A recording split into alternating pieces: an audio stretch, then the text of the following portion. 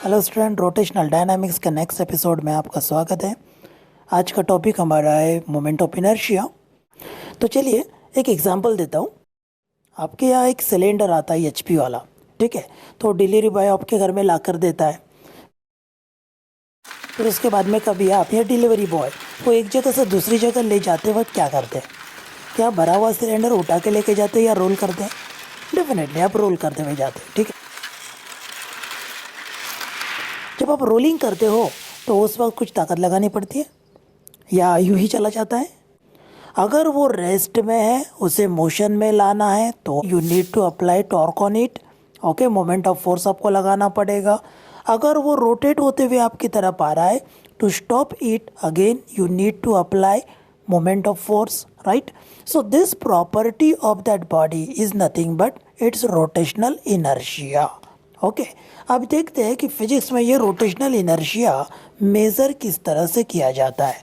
चलिए एक simple example मैं आपको दे रहा हूँ।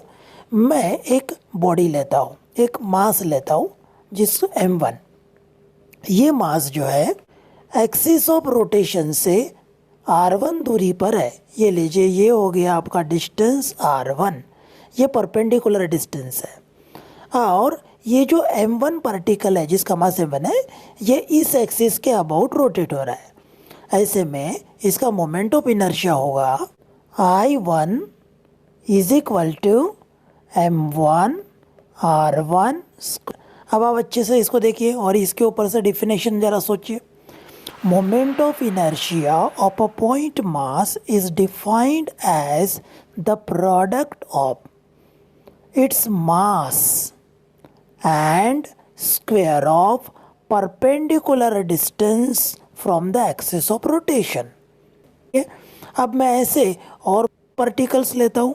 मैंने मान लो कि एक दूसरा पार्टिकल लिया m2, वो यहाँ पर स्थित है। और एक पार्टिकल लेता हूँ mn, ये यहाँ पर स्थित है। अब ऐसे तो ढेरों पार्टिकल ले सकता मैं, कुछ पार्टिकल इधर भी ले सकता हूँ m3 वाला, ठीक है। तो ऐसे बहुत सारे पार्टिकल मैं यहाँ पे ले लिया। अब इनकी डिस्टेंस देखिए, यहाँ से परपेंडिकुलर डिस्टेंस r2 है, यहाँ से परपेंडिकुलर डिस्टेंस r3 है, और यहाँ से यहाँ तक का परपेंडिकुलर डिस्टेंस rn है, ठीक है। तो ये डिस्टेंसेस है अलग अलग। अब ये एक पूरी बॉडी बन गई ना, इसका समूह मतलब एक बॉडी बन गई है। ये लीजिए, एक बॉडी बन गई हमारे पास। तो ये है हमारी rigid body. It consist of n number of particle, ऐसा मान के चलते हैं। तो दूसरे पार्टिकल का मोमेंट ऑफ इनर्शिया कितना बनेगा? I2 is equal to m2 r2 square. तीसरे का कितना बनेगा?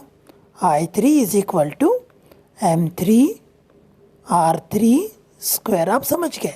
इस प्रकार से हम आगे बढ़ते हुए लास्ट पार्टिकल मतलब nth पार्टिकल के ऊपर बढ़े और हमने लिखा mn rn स्क्वायर। यहाँ तक हम पहुँच गए। और moment of inertia of whole body, okay, whole rigid body is the sum of moment of inertia of all particles. Therefore I is equal to I1 का वैल्यू क्या है? m1 r1 स्क्वायर, फिर I2 m2 r2 square plus I3 I4 करते करते मैं सीधा लिख देता हूँ यहाँ पे लास्ट वाला mn rn स्क्वायर। अब ये लंबा सा पॉलिनोमियल मिल गया। इसको शॉर्टकट में कैसा लिखते हैं? मैथमेटिकली ऐसा लिखेंगे। तो मैं यहाँ पे I इज इक्वल टू एक समेशन का सिंबल दे रहा हूँ मैं यहाँ पे। आपने इसको कभी देखा होगा, या लिमिट लिखते हैं I varies from 1 to n। I का मतलब इंटरमीडिएट स्टेप होता है। अब मेरे पास में बहुत सारी टर्म्स है, ये फर्स्ट टर्म है, ये सेकंड टर्म है, थर्ड टर्म है। इसमें बीच में कोई एक टर्म आएगी ना, वो इंटरमीडिएट जो टर्म आएगी उसे हम बोलेंगे mi, उसका मास था, ri उसका डिस्टेंस था, ये स्क्वायर। ये हो गया आपका मोमेंट ऑफ इनर्शिया। तो this is an expression for moment of inertia of n number of particle, ठीक है। आपने देख लिया फॉर्मूला। अब होता क्या है, इसमें तो मैंने कंसीडर किया कि body consist of n number of particles. आप मुझे बताइए, जिस चम्मच से आप कुछ ये खाते हो, खाना खाते हो, वो चम्मच के अंदर कितने पार्टिकल है एक बार गिन के बता सकते हैं? नहीं ना, पार्टिकल से ये भी नहीं बता सकते। इसका मतलब जो हमने अभी तक डिस्कशन किया ये मियर थियोरेटिकल डिस्कशन था, बराबर है। तो प्रैक्टिकली देखा जाए तो चीज़ें ऐसी नहीं दिखती। आमतौर पर चीज़ें कैसी रहती है? होमोजीनियस दिखती है। जैसे मैं ग्लास को देखूँ तो उसमें ग्लास का एक मॉलिक्यूल मैं नहीं देख रहा हूँ, और आपको ये भी पता है ग्लास के हर मॉलिक्यूल का मास एक सा होगा, वाटर के हर मॉलिक्यूल का मास एक सा होगा, राइट। तो ऐसी बात अगर है तो हमें होमोजीनियस मास डिस्ट्रीब्यूशन कंसिडर करना पड़ेगा, राइट। होमोजीनियस मास डिस्ट्रीब्यूशन लेता हूँ तो चलिए मैं बॉडी ले लिया, एक रिजिड बॉडी है ये मेरे पास में। यहाँ पे नंबर ऑफ पर रोटेशन है, ठीक है, अंदर से दिख नहीं रहा इसलिए मैं ऐसे निकाला। अभी यहाँ पे नंबर ऑफ पार्टिकल्स लेने के बजाय मैं इसे भी एक पॉइंट ले लेता हूँ। ये पॉइंट मास का मास मैं लूँगा डीएम। ये डीएम इनफाइनाइटली स्मॉल है, मतलब टेंड्स टू 0 एलिमेंट है मास का, ठीक है। तो डीएम की वो एक्सिस ऑफ रोटेशन से आर है, ठीक है। तो moment of inertia of the rigid body about this axis I वो आपको कैलकुलेट करना है। शॉर्टकट में एम आई लिख रहा हूँ, शॉर्टकट में एम आई लिख रहा हूँ। अभी मैं distance square into mass dm is क्या मिलना है? D I. इसका moment of inertia d I से डिनोट कर रहे हैं। Distance square into mass integrate कर लेते हैं, अभी इसको हम इंटीग्रेट कर लेते हैं। इंटीग्रेट करेंगे तो आई मिल जाएगा, इंटीग्रेटिंग बोथ साइड है, ठीक है। तो चल नहीं होता है, ये कैलकुलस की एक टेक्निक है, मेथड है। Is I of whole body is I is equal to क्या मिलना चाहिए? Integration of d I. यहाँ पर ऐसा नहीं रहेगा, इसका मतलब हो जाता है अपने पास I is equal to integration of r square d m, ठीक है। तो बन गया आपके पास एक फार्मूला नया। ये भी मोमेंट ऑफ इनर्शिया है। ये कंटिन्यूस मास डिस्ट्रीब्यूशन के लिए यहाँ पे एक एक पार्टिकल नहीं रहेगा। इसके पहले के वाले इसमें आपने देखा था कि बॉडी पे एक एक पार्टिकल मौजूद था, यहाँ पर ऐसा नहीं रहेगा, ठीक है। तो चलिए अब आगे बढ़ते हैं कि अभी हमने दो फार्मूले देखे थे। एक देखा ये वाला m i r i square वाला समेशन, और दूसरा हमने देखा formula integration of r square d m. इन दोनों फार्मूले में मास इंटू डिस्टेंस स्क्वायर आपको दिखाई दे रहा, फार्मूले के ऊपर से आप देख सकते हैं।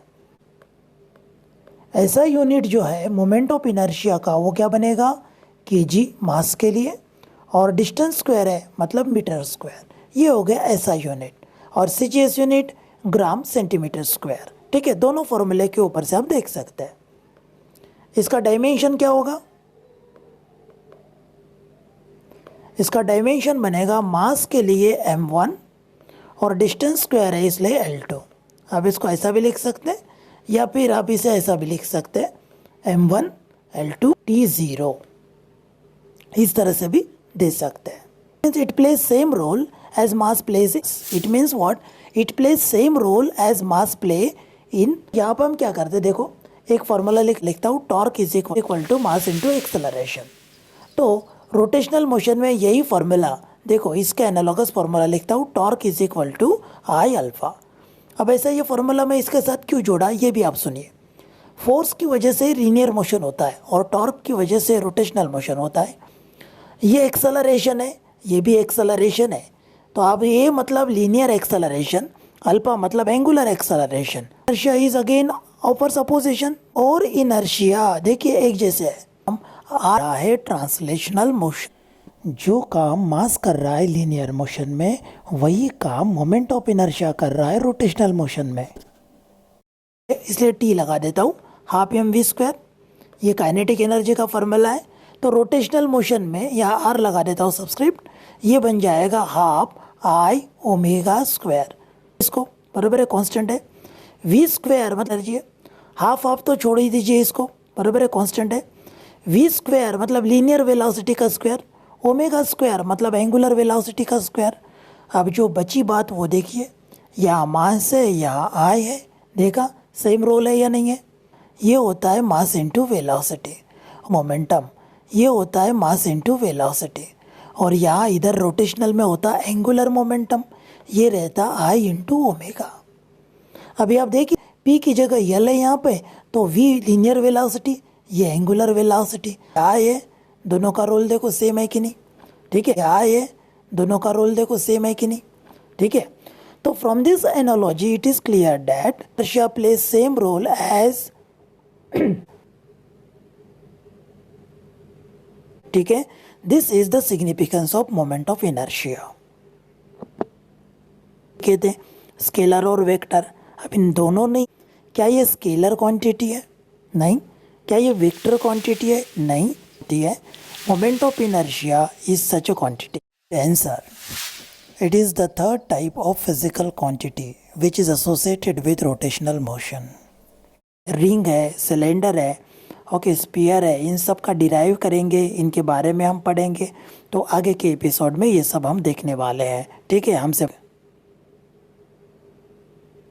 क्यों